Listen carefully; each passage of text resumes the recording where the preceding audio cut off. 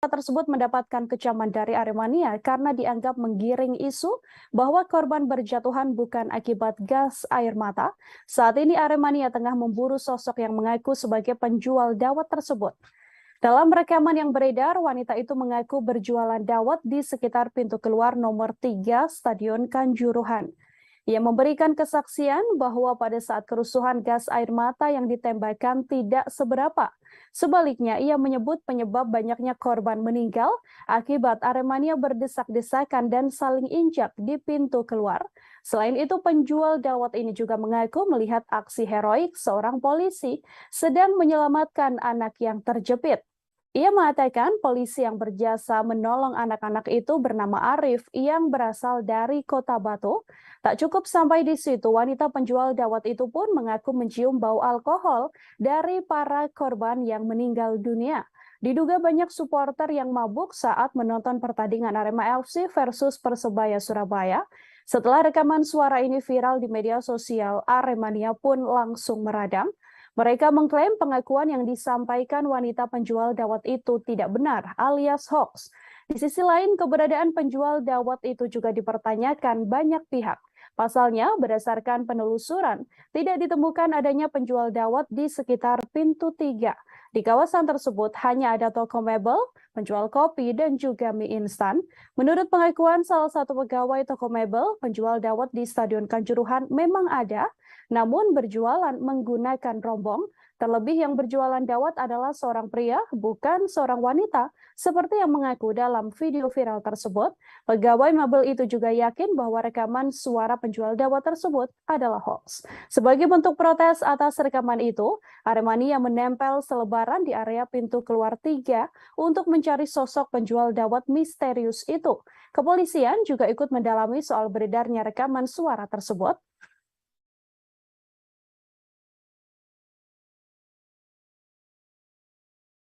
Anggota Tim Gabungan Independen Pencari Fakta atau TGIPF tragedi Kanjuruhan, Nugroho Setiawan sempat menyaksikan rekaman CCTV yang memperlihatkan detik-detik para penonton yang panik dan hendak menyelamatkan diri dari gas air mata saat berdesakan dan juga terhimpit. Menurut Nugroho, dalam rekaman kamera CCTV itu terlihat para penonton yang panik mencoba menghindari gas air mata yang ditembakkan aparat kepolisian dengan berusaha menyelamatkan diri dari pintu mana saja yang terbuka. Ia menuturkan saat pintu Stadion Kanjuruhan terbuka namun sangatlah kecil. Pintu yang seharusnya dipakai untuk pintu masuk terpaksa menjadi pintu keluar. Ia memaparkan dalam rekaman tersebut terlihat para penonton yang berebut untuk keluar. Ada sebagian yang sudah pingsan karena berdesakan dan diduga kehabisan oksigen. Ia pun mengaku miris melihat rekaman CCTV tersebut. Nugroho mengatakan TGIPF juga menemui dan melihat kondisi korban luka atau yang terpapar gas air mata. Nugroho mengatakan dari temuan sementara memperlihatkan Stadion Kanjuruhan, Malang, Jawa Timur tak layak untuk menggelar pertandingan dengan risiko tinggi seperti laga derby Jawa Timur antara Arema FC dan Persebaya Surabaya. Nugroho menuturkan pertandingan yang diperkirakan beresiko tinggi yang mana pelaksana harus membuat perhitungan secara rinci dan mempertimbangkan kemungkinan terburuk yang bisa terjadi. Jumlah seluruh korban dalam tragedi Kanjuruhan mencapai 705 orang. Sebanyak 131 orang diantaranya meninggal dunia, sementara sisanya mengalami luka-luka. Kapolri juga telah mengumumkan 6 orang tersangka dalam kasus tragedi Kanjuruhan ini. Tadi saya sempat melihat rekaman CCTV kejadian khususnya di pintu 13. Wah, mengerikan sekali. Jadi situasinya adalah pintu terbuka, tapi sangat kecil. Yang itu seharusnya pintu untuk masuk, tapi terpaksa menjadi pintu keluar. Situasinya adalah orang itu berebut keluar, sementara sebagian sudah jatuh, pingsan, terhimpit, terinjak karena efek dari gas air mata. Nah, jadi miris sekali saya melihat detik-detik beberapa penonton yang tertumpuk dan meregang nyawa terekam sekali di CCTV.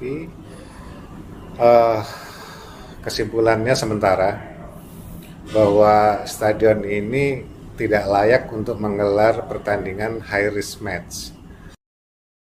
Tim pencari fakta Koalisi Masyarakat Sipil telah melakukan investigasi sedikitnya 7 hari terkait tragedi di Stadion Kanjuruhan yang telah menewaskan 131 orang imbas gas air mata yang ditembakkan aparat kepolisian.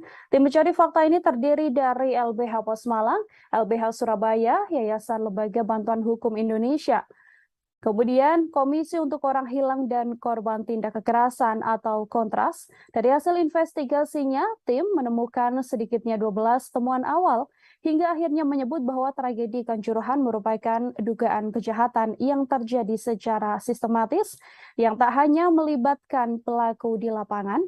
12 temuan tersebut diantaranya adalah saat pertengahan babak kedua. Diketahui terdapat mobilisasi sejumlah pasukan yang membawa gas air mata, padahal diketahui tidak ada ancaman atau potensi gangguan keamanan saat itu. Ketika pertandingan antara Arema FC dan Persebaya selesai, diketahui terdapat sejumlah supporter yang masuk ke lapangan, didasari pada keterangan saksi yang ada. Hal tersebut terjadi oleh karena para supporter hanya ingin memberikan dorongan motivasi dan juga memberikan dukungan moral pada seluruh pemain. Sebelum penembakan gas air mata, tak ada upaya dari aparat untuk menggunakan kekuatan lain, seperti kekuatan yang memiliki dampak pencegahan, perintah lisan, atau suara peringatan hingga kendali tangan kosong lunak. Tindak kekerasan yang dialami para supporter juga tak hanya dilakukan oleh anggota Polri, namun juga dilakukan oleh prajurit TNI dengan berbagai bentuk seperti menyeret, memukul, dan juga menendang. Berdasarkan kesaksian para supporter, penembakan gas air mata tak hanya ditujukan ke bagian lapangan, namun juga mengarah ke bagian tribun sisi selatan, timur, dan utara, sehingga hal tersebut menimbulkan kepanikan yang luar biasa bagi supporter yang berada di wilayah tribun. Saat supporter hendak keluar dengan kondisi akses evakuasi yang sempit, terjadi penumpukan di sejumlah pintu yang terkunci, diperparah dengan masifnya penembakan gas air mata oleh aparat kepolisian. Temuan selanjutnya yakni berdampak sangat fatal yang mengakibatkan para korban sulit bernafas hingga menimbulkan korban jiwa. Setelah mengalami rentetan peristiwa kekerasan, para supporter yang keluar dengan kondisi berdesak-desakan juga minim mengalami pertolongan. Dengan segera dari pihak aparat kepolisian, para korban dengan caranya sendiri berusaha untuk keluar. Peristiwa kekerasan dan penderitaan ini diketahui tak hanya terjadi di dalam stadion, namun juga terjadi di luar stadion. Aparat kepolisian juga ikut melakukan penembakan gas air mata pada para supporter yang berada di luar stadion. Pasca peristiwa, ada pihak-pihak tertentu yang melakukan tindakan intimidasi, baik melalui sarana komunikasi maupun secara langsung.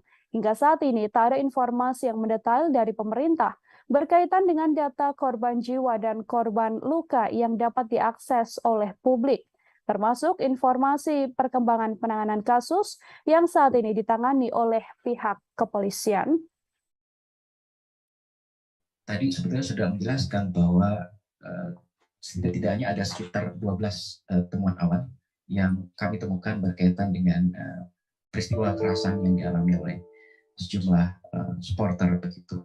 Nah, dari berbagai 12 temuan awal itu, setidaknya ada beberapa hal yang mau saya jelaskan. Pertama, kami menemukan bahwa pengerahan aparat keamanan atau mobilisasi berkaitan dengan aparat keamanan yang membawa gas air mata itu dilakukan pada tahap pertengahan babak kedua. Padahal dalam konteks atau situasi saat itu tidak ada ancaman atau potensi gangguan keamanan. Jadi ini kami melihat ada suatu hal yang ganjil. Itu yang pertama. Dan yang kedua, tadi Bang Johar sudah menjelaskan bahwa supporter yang turun ke lapangan, sebetulnya mereka melakukan dorongan motivasi dan juga memberikan moral kepada sejumlah pemain begitu. Namun sejumlah penonton yang masuk ke dalam lapangan itu direspon secara berlebihan oleh aparat keamanan dan kemudian melakukan sejumlah tindak kekerasan. Nah, Menteri BUMN Erick Thohir menceritakan pengalamannya kalau bertemu dengan Presiden FIFA Gianni Infantino pada 5 Oktober lalu. Erick Thohir bertemu Presiden FIFA di negara tuan rumah Piala Dunia 2022 yakni Qatar. Dalam pertemuan tersebut, Erick Thohir menerima ucapan duka atas tragedi di Stadion Kanjuruhan Malang yang memakan korban meninggal dunia lebih dari 100 jiwa dan ratusan korban luka. Erick Thohir menambahkan bahwa FIFA siap membantu Indonesia untuk mengevaluasi sepak bola tanah air secara menyeluruh. Seusai tragedi Kanjuruhan 1 Oktober silam, pada pertemuan di Doha, Qatar pada 5 Oktober, Erick Thohir bercerita banyak hal dengan Presiden FIFA tersebut. Erick Thohir yang juga anggota Komite Olimpiade Internasional itu mengatakan, Gianni Infantino tahu perasaannya seusai tragedi Kanjuruhan. Bahkan saat Erick Thohir bertemu langsung dengan Gianni, Presiden FIFA tersebut menjadi begitu emosional. Kala menceritakan memori masa kecilnya pertama kali ke stadion sepak bola bersama dengan sang ayah, Presiden FIFA itu pun berkaca-kaca saat menyinggung soal tragedi Kanjuruhan. Erick Thohir mengakui jika lebih mudah untuk membuka pembicaraan setelah Gianni menceritakan pengalaman masa kecilnya. FIFA sendiri kini sudah menegaskan tak memberikan sanksi pada Indonesia buntut tragedi Kanjuruhan. Pihak FIFA bahkan akan berkantor di Indonesia dan membantu membenahi regulasi dunia sepak bola di tanah air.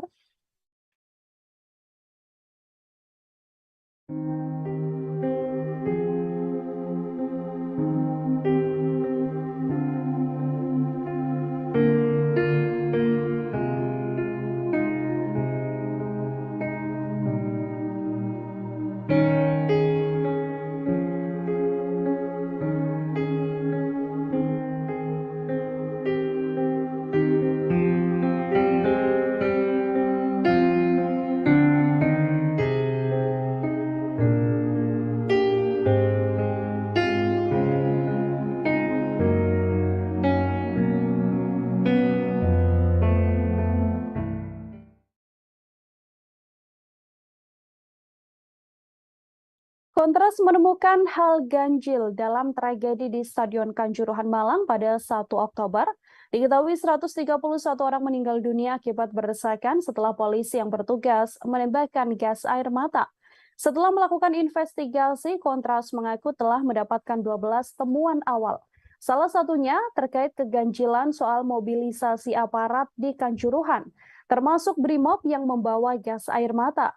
Kontras mengatakan mobilisasi aparat keamanan yang membawa gas air mata dilakukan pada pertengahan babak kedua, padahal situasi saat itu tak ada ancaman atau potensi gangguan keamanan, apalagi seluruh supporter yang hadir adalah Aremania yang merupakan supporter tuan rumah. Pengkondisian ini sengaja dilakukan guna meminimalkan kemungkinan bentrok antara supporter. Pengkondisian ini sengaja dilakukan guna meminimalkan kemungkinan bentrok antar supporter klub rival tersebut. Di sisi lain, Kontras juga menyoroti soal penembakan gas air mata yang langsung dilakukan tanpa mengindahkan tahapan awal. Dalam peraturan Kapolri nomor 1 tahun 2009 bahwa dalam hal penggunaan kekuatan, ada tahap-tahap awal yang harus dilakukan aparat sebelum tiba pada keputusan menembakkan gas air mata. Terlebih, gas air mata ini ditembakkan ke tribun penonton, yang utamanya berada di wilayah Tribun Selatan, padahal supporter di area tersebut tidak dalam keadaan ricuh. Diketahui bahwa Komnas HAM dalam hasil investigasi terhadap sejumlah jenazah mengatakan bahwa mayoritas penyebab meninggalnya 131 korban karena sesak nafas akibat gas air mata. Masalah penggunaan gas air mata memang menjadi salah satu perhatian di tragedi Stadion Kanjuruhan. Polri telah menetapkan 6 tersangka terkait tragedi Kanjuruhan ini.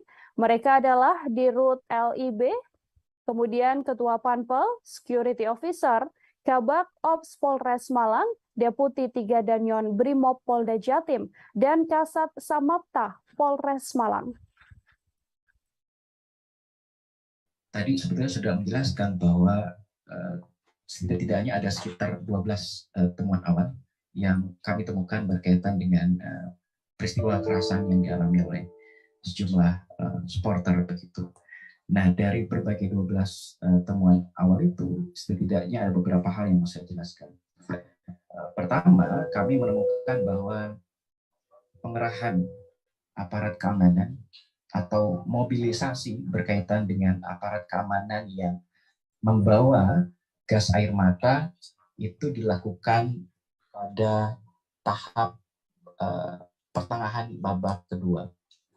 Padahal dalam konteks atau situasi saat itu tidak ada ancaman atau potensi gangguan keamanan. Jadi ini kami melihat ada suatu hal yang ganjil. Itu yang pertama. Dan yang kedua, tadi Bang Johar sudah menjelaskan bahwa supporter yang turun ke lapangan, sebetulnya mereka melakukan dorongan motivasi dan juga memberikan moral kepada sejumlah pemain begitu. Namun sejumlah penonton yang masuk ke dalam lapangan itu direspon secara berlebihan oleh aparat keamanan dan kemudian melakukan sejumlah tindak kekerasan. Nah, akibat dari peristiwa tindak kekerasan ini berdampak atau mengakibatkan sejumlah supporter lain ikut turun ke dalam lapangan. Nah, turunnya para supporter ini ke dalam lapangan bukan untuk melakukan satu tindakan serangan, tetapi untuk menolong kawan-kawan supporter yang lain yang melakukan tindak kekerasan terhadap supporter yang ada di dalam lapangan. Nah, itu yang kedua. Nah, yang ketiga, tadi juga Bang Johar sudah menjelaskan bahwa dalam konteks Perkap nomor 1 tahun 2019 atau tahun 2009 tentang penggunaan kekuatan, dalam hal penggunaan kekuatan itu tidak boleh aparat kepolisian langsung masuk menggunakan upaya penembakan gas air mata. Viral sebuah video yang menunjukkan seorang oknum TNI memukuli seorang satpam jasa ekspedisi pada Rabu 5 Oktober. Insiden ini terjadi di gudang sebuah marketplace yang berada di Gianyar, Bali. Hal tersebut dilakukan oleh pelaku setelah membeli barang secara online. Namun saat barang tersebut tiba, barang itu tak sesuai dengan yang dipesan. Dalam video, oknum TNI tersebut mengenakan celana loreng dan juga sebuah kaos. Ia datang melayangkan satu pukulan ke wajah petugas keamanan. Tak lama kemudian sejumlah pegawai jasa ekspedisi langsung mendekat untuk melerai keduanya. Namun justru keadaan semakin memanas saat seorang pria bersama oknum TNI itu turut menyerang sang satpam. Pada akhirnya keadaan bisa tenang setelah sejumlah pegawai jasa ekspedisi tersebut melerai. Oknum TNI yang berada dalam video viral tersebut merupakan Sersan MS. Insiden ini bermula saat Sersan MS membeli barang secara online. Kemudian saat barang yang dipesan datang ternyata tak sesuai dan membuatnya merasa tak terima. Ia kemudian mendatangi gudang jasa ekspedisi tersebut. Maksud kedatangan Sersan MS untuk menyampaikan komplain terkait paket miliknya. Ia bertemu dengan petugas keamanan yang langsung menjelaskan mekanisme pemesanan. Satpam ini mengatakan proses komplain bisa dilakukan lewat aplikasi, bukan langsung ke gudang jasa ekspedisi. Sayangnya, Sersan MS tak menerima penjelasan dari Satpam tersebut hingga berujung aksi pemukulan yang kemudian viral di media sosial. Korban kemudian melapor ke Polres Gianyar setelah kejadian. Informasi tersebut juga telah dibenarkan oleh Kepala Penerangan Kodam Udayana Kolonel Kavari Antonius Totok. Mediasi telah dilakukan dan keduanya sepakat untuk berdamai.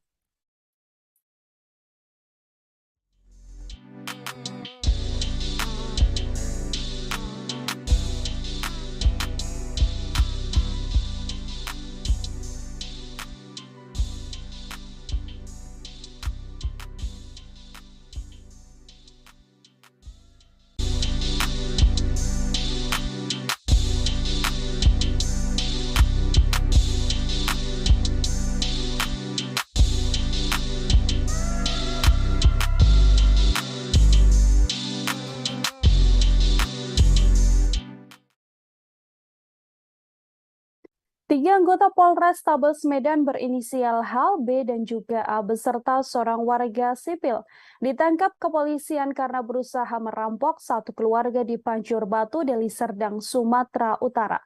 Sementara satu pelaku lainnya masih dalam pengejaran pihak kepolisian. Benny, korban yang hendak dirampok, mengatakan peristiwa tersebut berawal kala dia mengunggah foto sepeda motornya di akun Facebook dan hendak dijual.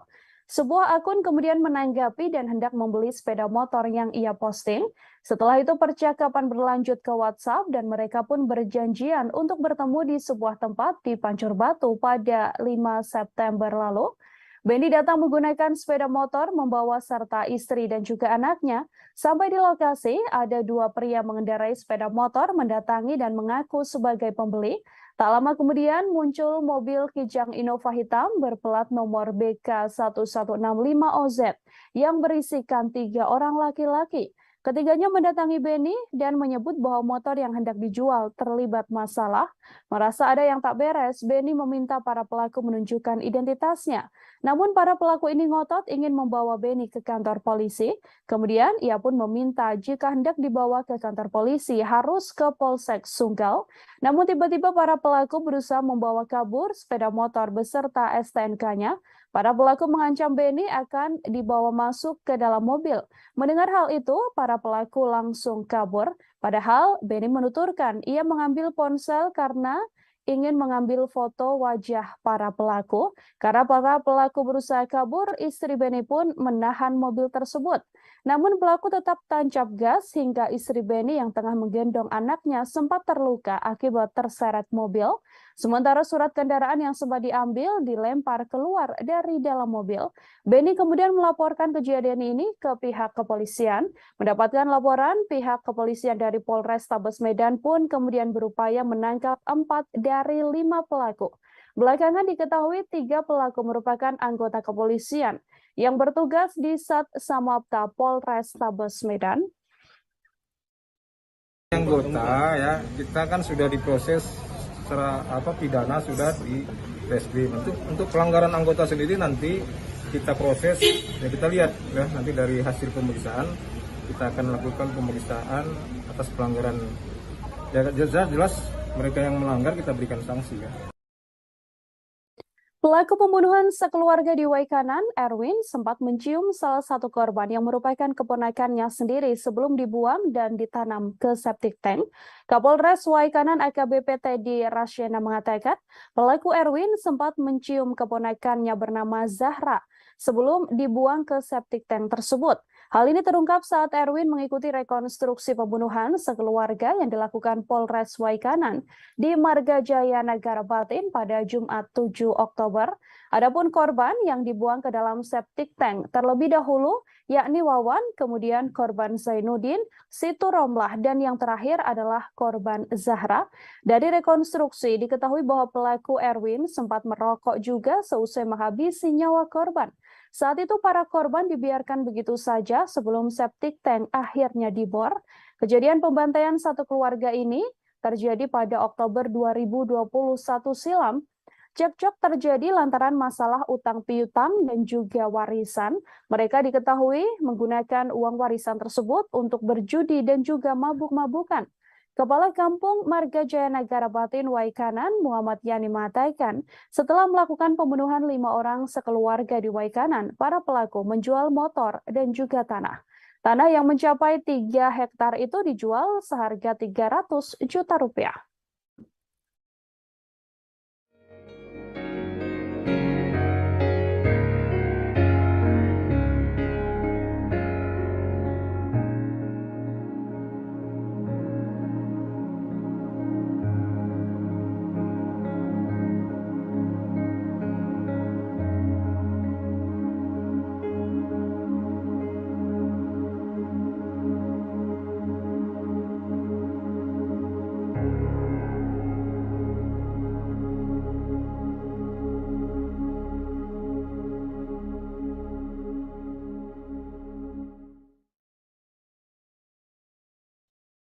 Kita ke informasi selanjutnya, Saudara. Panglima TNI Jenderal Andika Perkasa mengaku geram saat meninjau perumahan prajurit Kogab Wilhan I di wilayah Tanjung Pinang, Kepulauan Riau beberapa waktu lalu.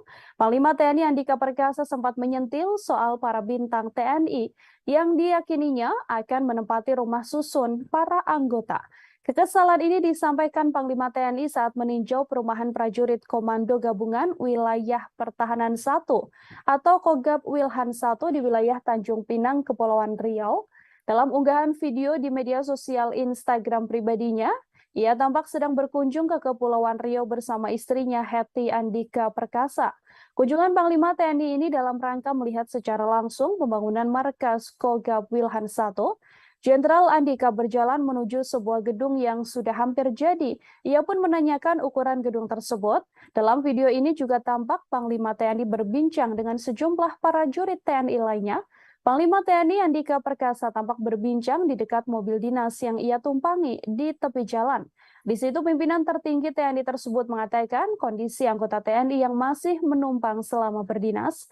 Ia memastikan rumah susun yang dibangun diberikan yang terbaik untuk para anggota.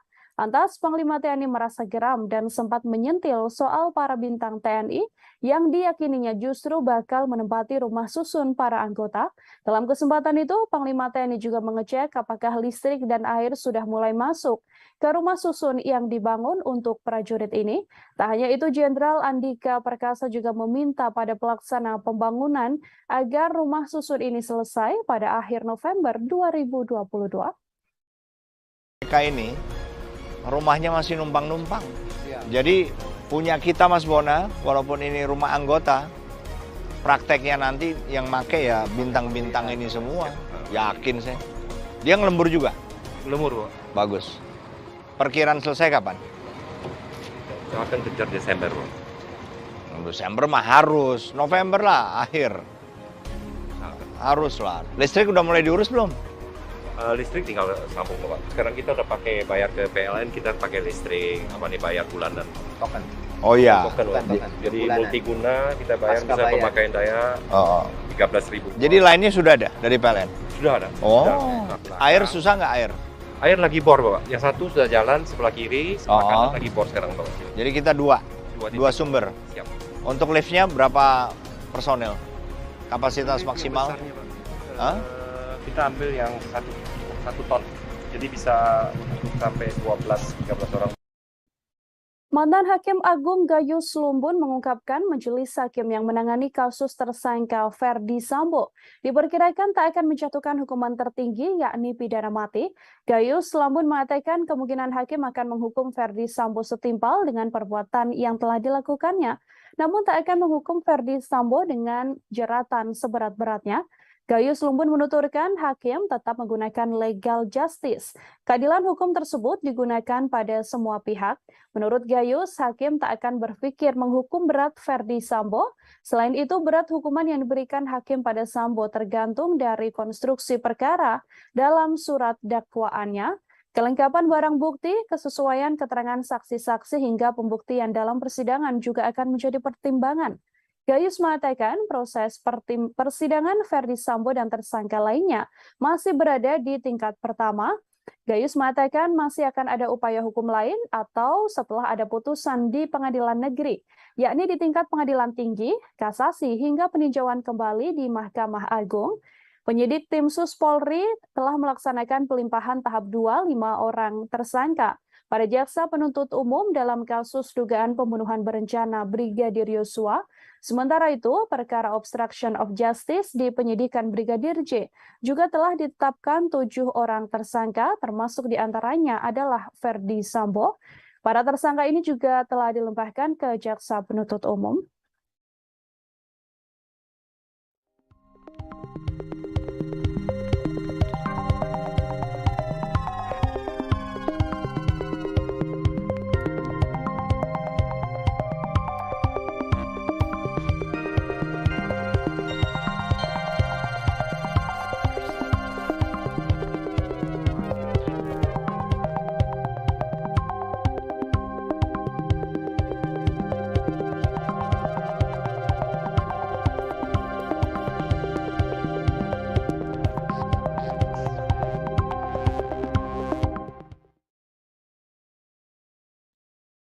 Kelompok kriminal bersenjata atau KKB Tribuners mengadang dan merampok truk swasta pembawa tandon air di Kampung Baguo, Distrik Topiai, Kabupaten Paniai, Papua pada Jumat lalu. Total ada 9 orang yang menjadi korban perampokan. Salah satu korban adalah anggota TNI bernama Sertu Bayu Prasetyo. Peristiwa ini terjadi sekitar pukul 14.40 waktu setempat, yang mana 4 warga beserta 1 anggota TNI selesai mengantar tandon ke distrik Aradide dan akan kembali ke distrik Ena Rotali menggunakan 2 buah truk. Dalam perjalanan melewati SMP 1 Ekadide, 4 guru honorer juga meminta untuk ikut menumpang ke Ena Rotali. Di Reskrimum Polda Papua, Kombes Faisal Ramadhani mengatakan bahwa senjata api dipegang oleh sejumlah anggota KKB yang melakukan penyerangan itu. Setelah diadang, 9 korban diperintahkan untuk keluar dari truk. Para pelaku kemudian menanyakan apakah ada yang membawa amunisi ataupun senjata api. Namun karena tak ada satupun yang membawa hal yang dikatakan, para anggota KKB ini memukuli seluruh korban. Mereka juga diketahui ditelanjangi. Ada 2 wanita yang turut menjadi korban dan diminta untuk menanggalkan pakaiannya. Para pelaku pun merampas barang elektronik milik para korban.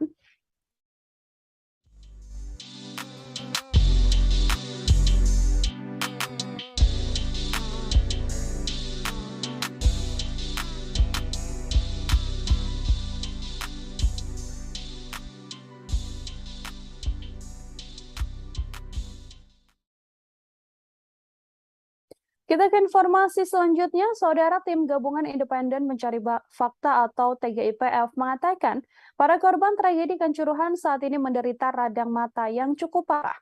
Anggota TGIPF Anton Sanjoyo menuturkan kesaksian anggota TGIPF lainnya, Akmal Marhani, yang mengatakan bahwa radang mata yang dialami para penyintas tak lagi berwarna merah namun sudah ke arah coklat.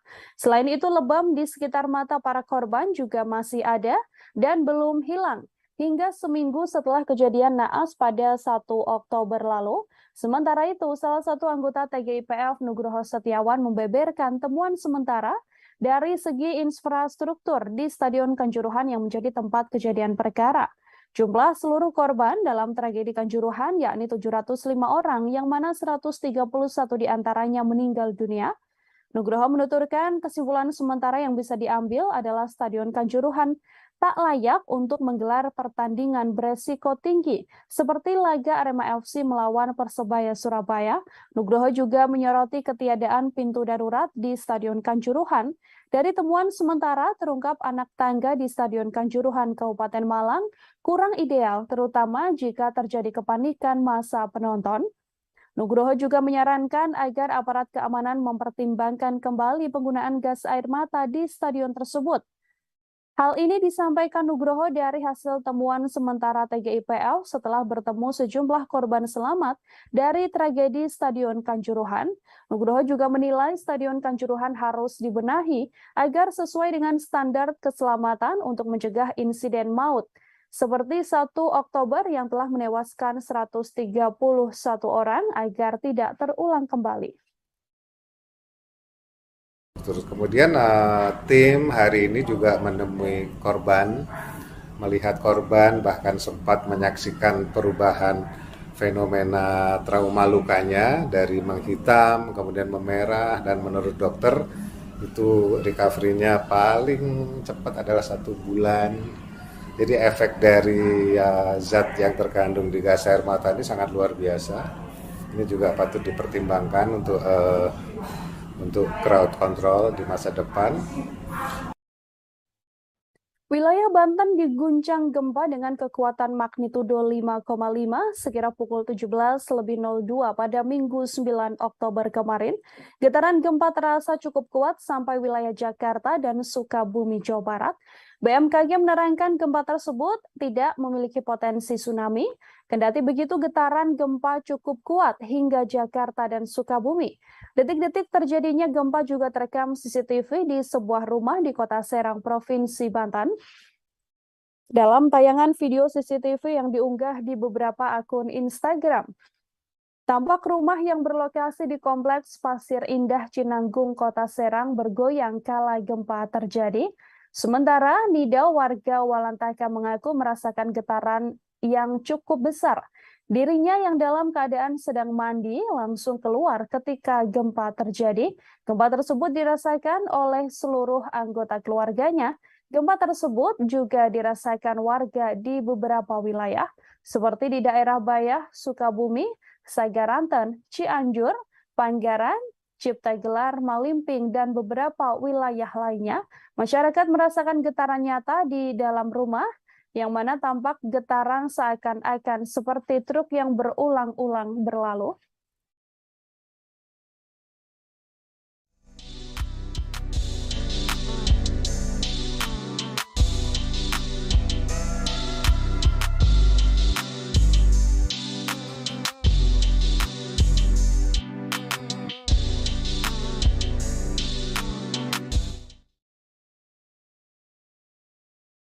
Direktorat Tindak Pidana Korupsi Bareskrim Polri telah memeriksa mantan Kepala Biro Pengamanan Internal atau Karo Paminal Divisi Propam Brigjen Hendra Kurniawan.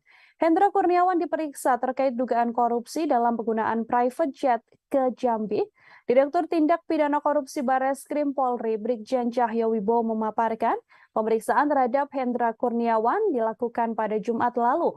Menurutnya, Hendra Kurniawan diperiksa di Mako Brimob sekira pukul 8 hingga pukul 14 waktu Indonesia Barat.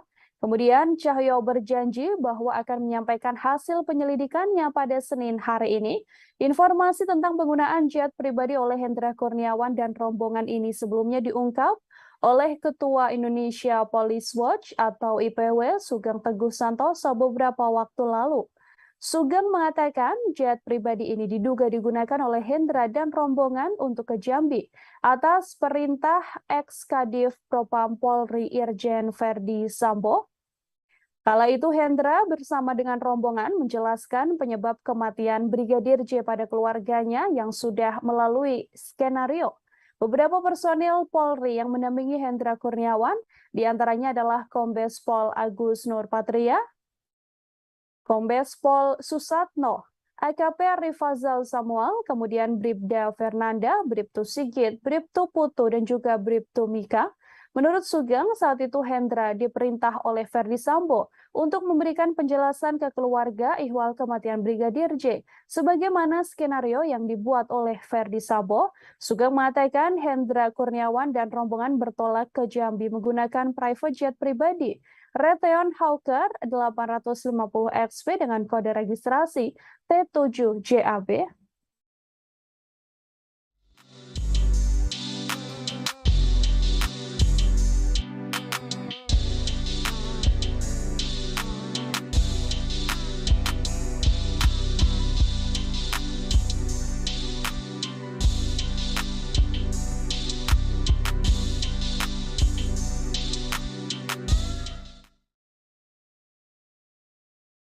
Tribuners, Gubernur Papua Lukas NMB dikukuhkan sebagai pemimpin besar atau kepala suku besar di Tanah Papua oleh Dewan Adat Papua pada Minggu 9 Oktober di kediaman pribadinya di kawasan Koya Tengah, Distrik Muara Tami, Kota Jayapura, Papua. Ketua Dewan Adat Papua, Dominikus Sorabut, mengatakan hal ini merupakan proses organisatoris Dewan Adat Papua yang telah menggelar rapat pleno resmi ke-11 di Jayapura serta mendengar masukan dan pandangan seluruh pimpinan 7 wilayah adat di Tanah Papua. Menurut Sorabut, dalam pembahasan Dewan Adat tidak melihat Lukas NMB sebagai Gubernur Papua, namun melihat sepak terjangnya ketika mengabdi sejak di pemerintahan terendah hingga menjadi orang nomor 1 di bumi Cendrawasih. Pengukuhan tersebut dilakukan melalui mekanisme pleno Dewan Adat Papua yang telah diputuskan dan mengikat secara alam dan Tuhan yang merestui. Menurut Sorabut, sepak terjang Lukas NMB ketika mengabdi mulai dari pemerintah terendah sejak masih bertugas di Merauke, Wakil Bupati Puncak, Lalu sebagai Gubernur Papua, sangat cukup untuk mendapatkan gelar tersebut. Pengabdian itu tidak bisa diragukan. Menurut Sorabut, Gubernur Lukas NMB betul-betul membuktikan agar mencerdaskan anak bangsa, merekatkan pembangunan ke masyarakat adat, hingga membuka isolasi daerah-daerah terjauh dan mendekatkan pembangunan. Namun pengangkatan Lukas NMB ini tak sepenuhnya mendapatkan respons baik. Banyak warga adat Papua yang tak setuju dan menganggap Lukas NMB tak pantas untuk mendapatkan pengukuhan tersebut.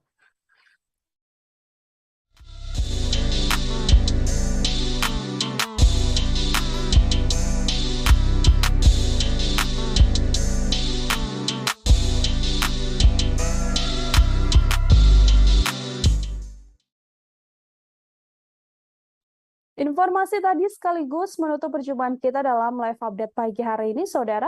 Jangan lupa saksikan informasi terbaru lainnya hanya di channel YouTube Tribun News. Tetap bersama kami karena beragam informasi menarik lainnya seputar isu hangat, selebritis hingga olahraga akan hadir untuk Anda. Terima kasih atas kebersamaan kita. Saya Nila Irda beserta kru yang bertugas. Pamit undur diri. Terima kasih dan sampai jumpa.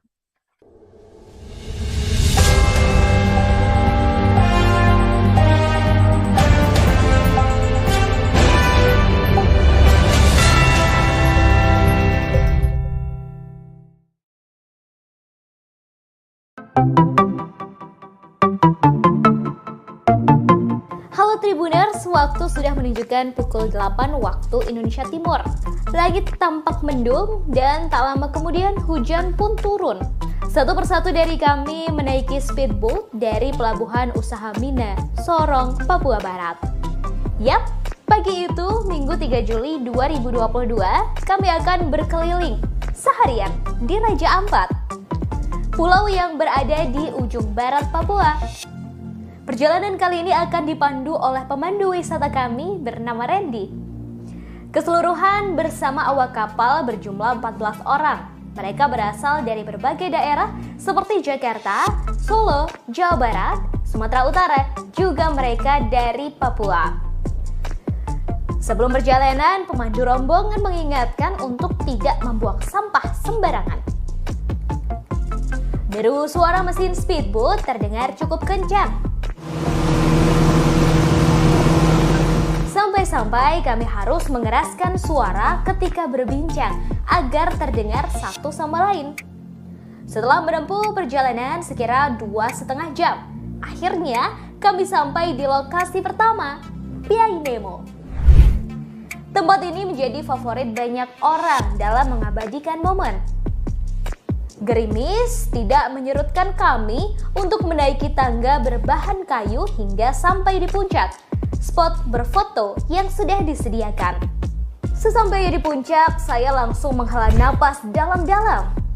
Takjub melihat betapa indahnya deretan batu karang yang tingginya hingga beberapa meter di atas permukaan air.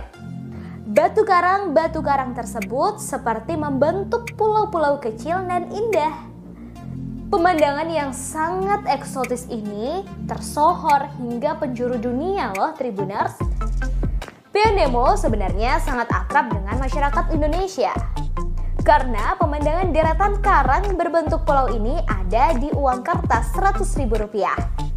Sayangnya tiba-tiba hujan turun cukup lebat. Kami pun bergantian turun mencari tempat berteduh di beberapa simpang tangga yang sudah disediakan seperti gazebo.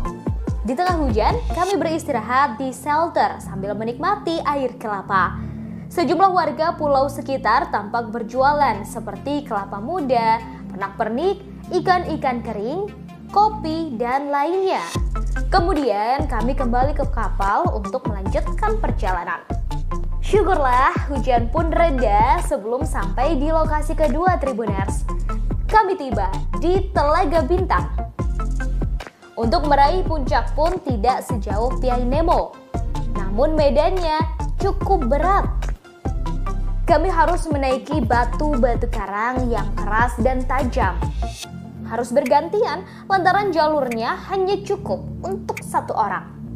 Sampai di atas, kami bisa melihat batu karang tinggi yang membentuk seperti pulau-pulau kecil. Dan seperti namanya, kami bisa menyaksikan telaga berbentuk bintang. Di bawah airnya terlihat sangat jernih. Kami bisa melihat batu karang serta ikan-ikan dengan mata telanjang. Tak lama rombongan melanjutkan perjalanan menggunakan kapal, yaitu ke kampung wisata Arborek. Menurut Putu, fotografer wisata kami, lokasi ini adalah kampung wisata pertama yang ada di Raja Ampat loh.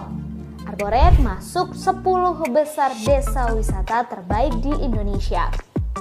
Daya tarik lain tempat ini adalah memiliki dasar laut yang sangat menawan. Anda bisa bersnorkeling, melihat karang dan berbagai biota laut.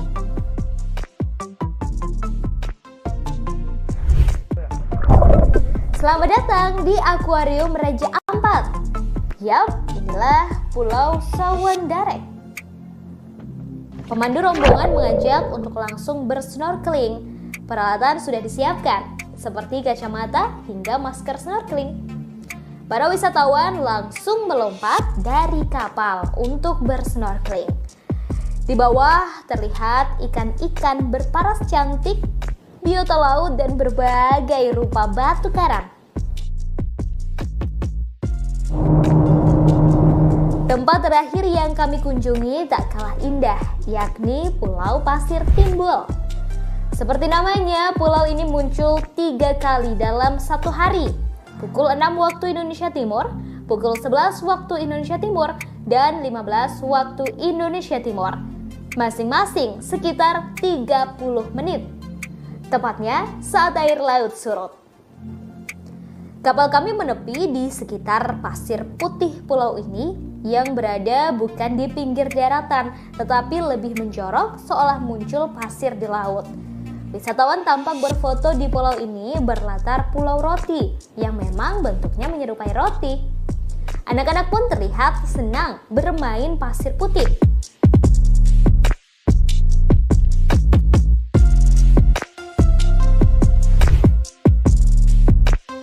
Sayangnya hari sudah semakin sore, air mulai pasang dan Pulau Pasir Timbul akan kembali hilang tertutup air.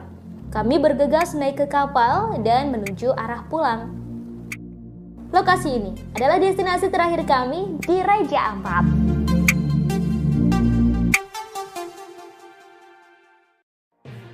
Tribun News Live Update.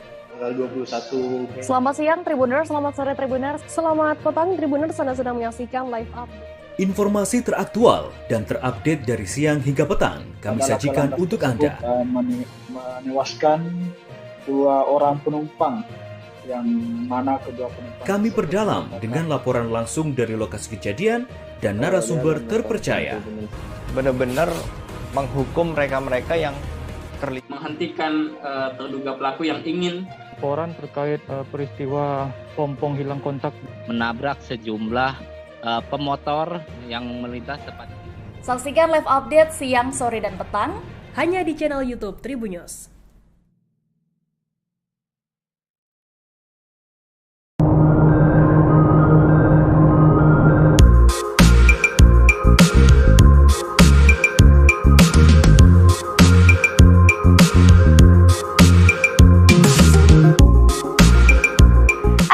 Kami tiba di Pulau Pasir Timbul Raja Ampat, Papua Barat. Hamparan pasir tersebut memang benar berada agak ke tengah lautan. Kami semua turun dan berlarian. Bahkan seorang wanita tampak asyik berjoget dan sang suami merekam aksinya menggunakan ponsel. Semua wisatawan sibuk mengabadikan momen menggunakan ponsel, kamera, dan drone. Kami tiba sekira pukul 15 waktu Indonesia Timur, waktu di mana air surut dan pasir putih ini benar-benar seperti muncul. Menurut pemandu wisata kami, Randy, Pulau Pasir Timbul muncul 3 kali dalam satu hari, yaitu pukul 6 waktu Indonesia Timur, 11 waktu Indonesia Timur, dan 15 waktu Indonesia Timur, masing-masing sekitar 30 menit. Tepatnya saat air laut surut. Yang lebih menarik lagi, di ujung Pulau Pasir Timbul ini terdapat pulau kecil menyerupai roti hingga disebut Pulau Roti. Sebelum ke Pulau Pasir Timbul, kami sempat ke lokasi wisata lain di Raja Ampat yang juga tak kalah indah, yakni Pieng Nemo, Telaga Bintang, Arbore, dan Sawandareng. Kami memulai perjalanan dari kota Sorong menggunakan speedboat sejak pukul 8 waktu Indonesia Timur. Pulau Pasir Timbul menjadi destinasi terakhir kami dalam trip seharian di Pulau Raja Ampat.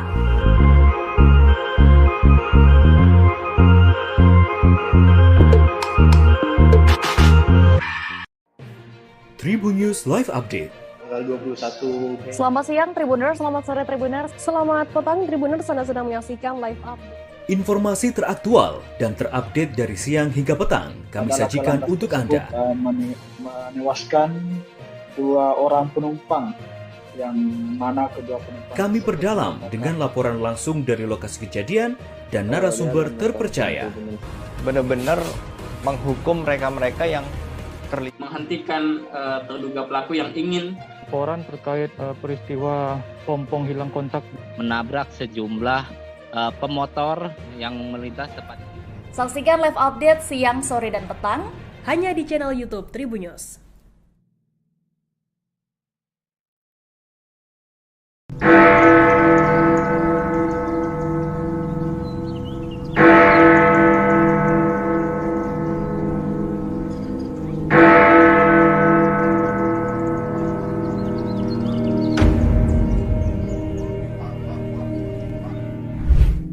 Berkunjung ke Jam Gadang di kota Bukit Tinggi, Provinsi Sumatera Barat menjadi impian banyak orang. Sebagai bangunan bersejarah yang menjadi ikon pariwisata Indonesia, hampir tak banyak orang yang tak kenal dengan menara itu. Terkadang berpose di depan Jam Gadang menjadi sebuah keharusan bila berkunjung ke Sumatera Barat, terutama kota Bukit Tinggi. Tak hanya bagi pelancong dari luar Sumber, namun juga bagi warga Sumber sendiri yang tak pernah bosan berfoto dan menikmati Jam Gadang. Bangunan Jam Gadang terdiri dari 4 sisi seperti persegi panjang yang berdiri dengan lantai dasar mirip tapak bangunan beranjung. Sepintas dari luar bangunan Jam Gadang, setelah tapak bangunan hanya terlihat 4 tingkat. Namun aslinya dari dalam terdapat 6 tingkat.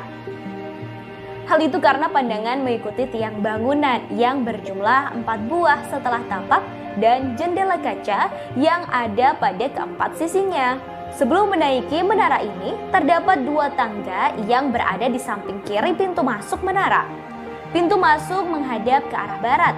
Setiap tingkat bangunan dihubungkan dengan tangga melingkar yang kian ke atas, kian kecil karena mengikuti pola bangunan yang mengerucut ke atas. Di bagian atas terdapat atap bergonjong 4 yang semuanya berbahan kayu dan penuh ukiran khas Minangkabau. Ruangan paling menakjubkan tentu ruangan yang berisikan mesin-mesin jam gadang. Mesin yang disebut-sebut hanya ada 2 di dunia. 1 di Jam Gadang dan 1 lagi dipakai untuk menggerakkan jam raksasa menara Big Ben di London, Inggris yang juga menjadi kebanggaan negara itu. Beranjak ke bagian puncak menara, terdapat sebuah lonceng berukuran besar. Di tengah-tengah lonceng terdapat tulisan B. Fortman, Rellinghausen, dan IW Germany. Diketahui Fortman adalah nama belakang Bernhard Fortman, si pembuat jam, dan Recklinghausen, nama kota di Jerman, tempat mesin jam ini diproduksi pada 1892. Lonceng ini selalu berbunyi setiap waktu menunjukkan menit ke 00. Misal pukul 8 waktu Indonesia Barat.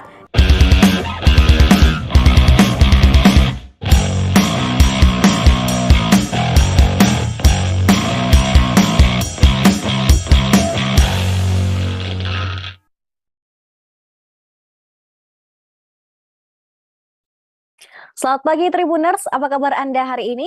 Live Update Sport kembali hadir edisi Senin 10 Oktober 2022. Selama beberapa menit ke depan, kami akan sajikan beragam informasi seputar dunia olahraga. Bersama saya Seradita, selengkapnya di Tribun News. Timnas U17 Indonesia menelan kekalahan 1-5 dari Malaysia. Skuad Garuda Asia gagal mengunci puncak klasemen akhir grup B kualifikasi Piala Asia U17 2023.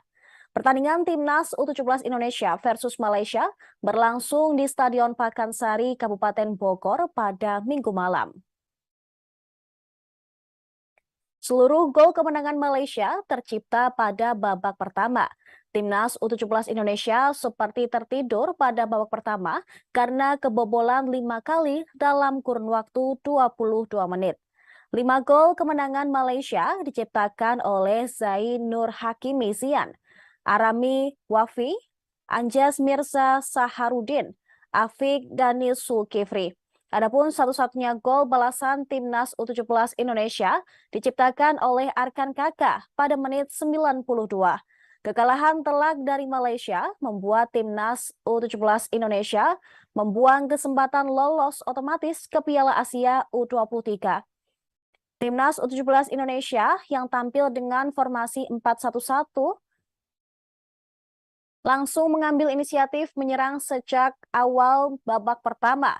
Namun, Timnas Indonesia mendadak kehilangan konsentrasi dan seperti tertidur sejak menit ke-15. Timnas U17 Indonesia di luar dugaan kebobolan 5 kali dalam kurun waktu 30 menit.